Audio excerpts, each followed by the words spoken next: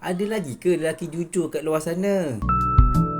Soalan ni memang biasa kita dengar, betul tak? Terutamanya dari seorang yang pernah terluka, pernah dipermainkan dan juga pernah dikecewakan. Tapi jawapannya, ya, insya-Allah masih ramai lagi lelaki yang baik, lelaki yang jujur, lelaki yang ikhlas, lelaki yang bertanggungjawab, yang tahu menjaga amanah. Cuma anda je belum jumpa dalam time yang tepat.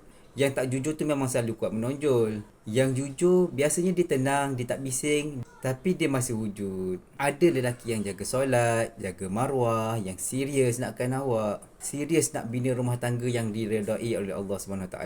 Kalau kita pun jujur dalam proses mencari pasangan hidup kita, insya-Allah Allah akan temukan kita dengan seseorang yang jujur juga. Kita memang tak cari yang sempurna, tapi yang sama-sama nak belajar jadi yang baik dan juga sentiasa membaikkan antara satu sama lain. So jangan give up. Lelaki jujur tu masih ada. Mungkin dia pun sedang berdoa macam awak, sedang berusaha macam awak juga. So jangan putus asa, okey?